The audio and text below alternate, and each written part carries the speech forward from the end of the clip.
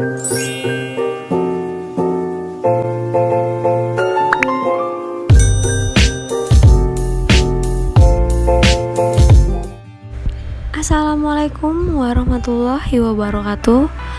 Perkenalkan, saya Kartika Marlinas dari Universitas Maritim Raja Ali Haji, Program Studi Ilmu Hukum. Di sini saya akan mempersembahkan video dokumenter Kukerta Gelombang 2 pada tahun 2021 dengan tema Di Era New Normal UMKM Bangkit. Usaha mikro kecil dan menengah atau UMKM dan informal menjadi sektor paling rentan terkena hantaman pandemi corona. Pemerintah menyiapkan sederet insentif agar usaha mereka dapat terus bertahan di masa pandemi. Mengenai perluasan pembiayaan bagi UMKM berupa stimulus bantuan modal kerja. Ini bantuan modal kerja darurat yang betul-betul kita rancang betul agar UMKM betul-betul merasakan dan mendapatkan skema bantuan modal darurat ini.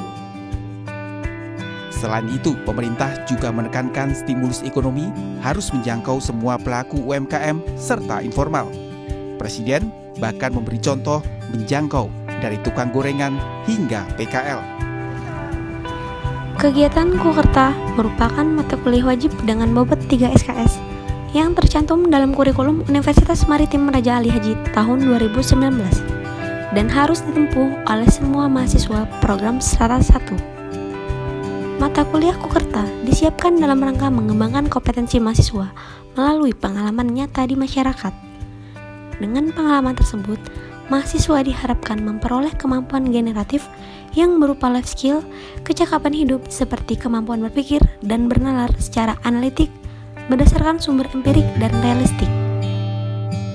Sasaran Kukerta kali ini adalah pelaku usaha UMKM, yaitu Pondok Etam.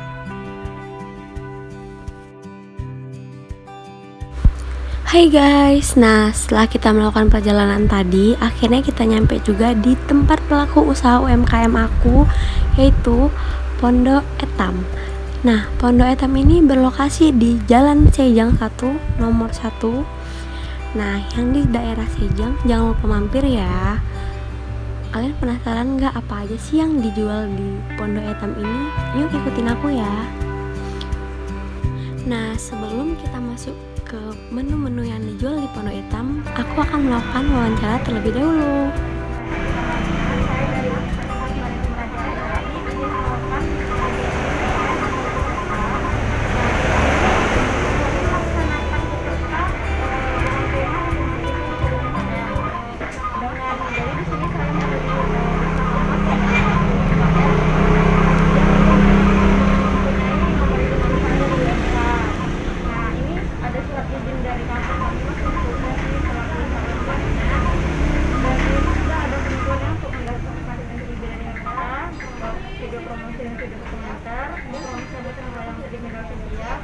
Dan semua kegiatan yang dilakukan tidak dibiayai. Di sini saya memilih Pondok Etam untuk melaksanakan usaha saya selama 2 bulan. Jadi apakah Mas bersedia berdasarkan yang dibiayai? Saya akan berdasarkan UMKM ini untuk warung Pondok Etam.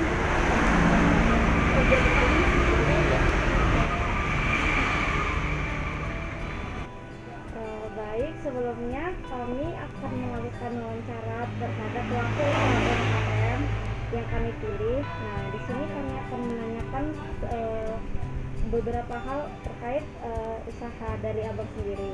Nah, di sini tuh dari sekian banyak jenis usaha nih, mengapa abang lebih memilih usaha kuliner?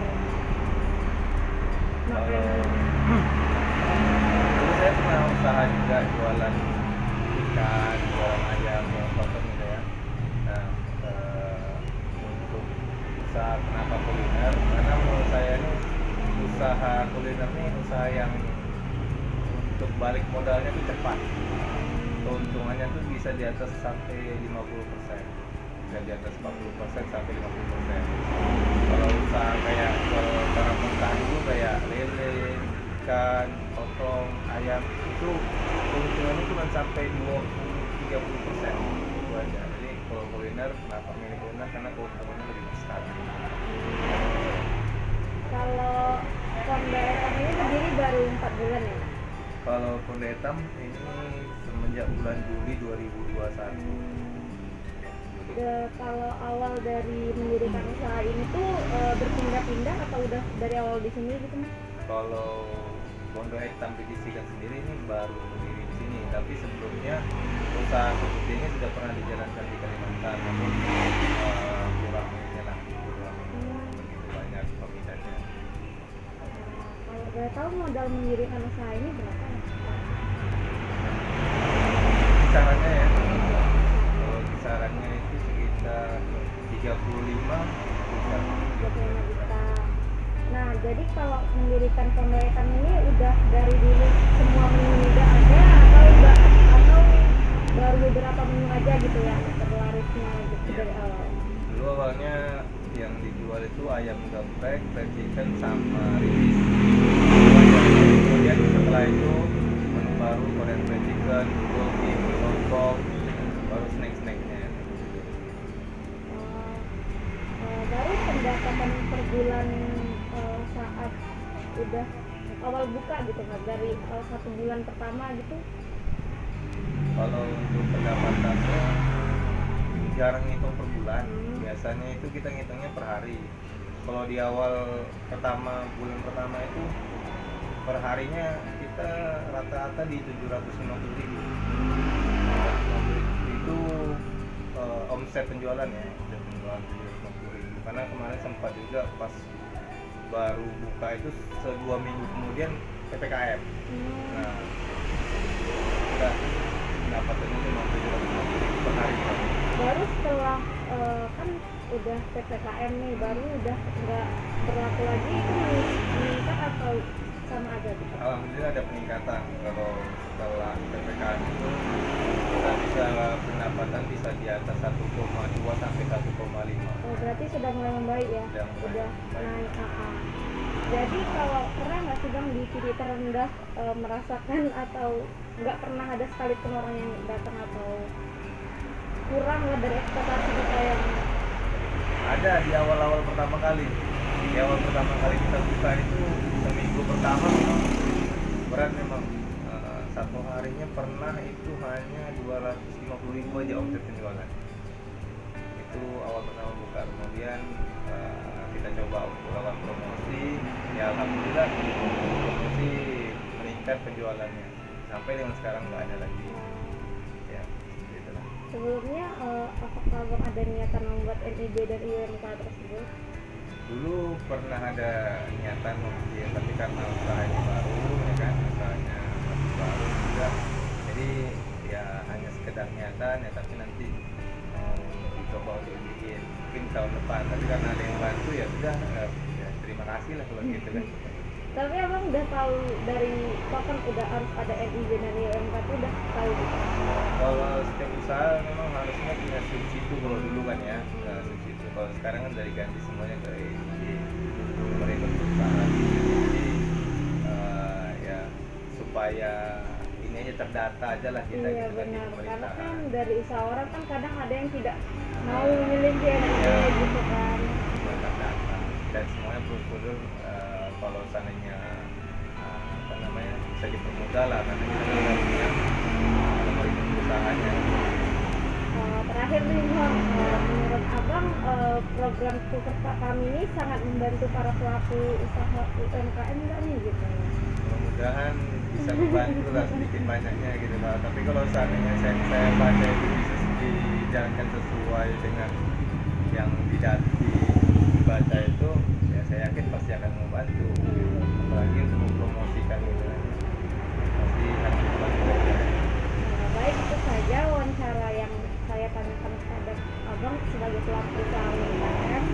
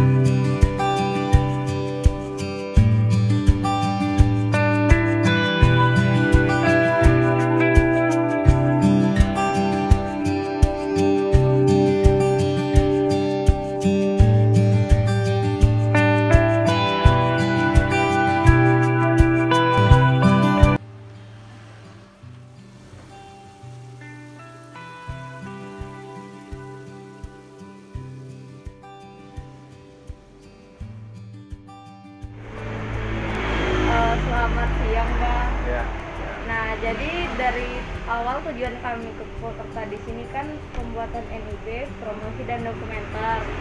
Nah, setelah beberapa minggu berlalu, NIB Abang sudah terbit, sudah saya buatkan. Nah, bisa dicek dulu Bang.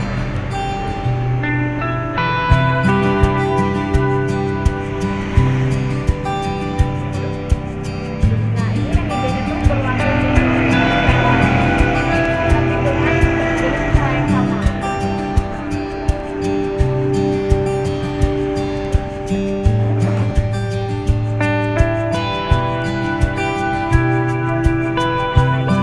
Alamatnya tuh memang diminta dari awal alamat yang punya ini KTP. harusnya iya alamat kantor tuh maksudnya dari alamat yang punya alamat KTP yang diminta.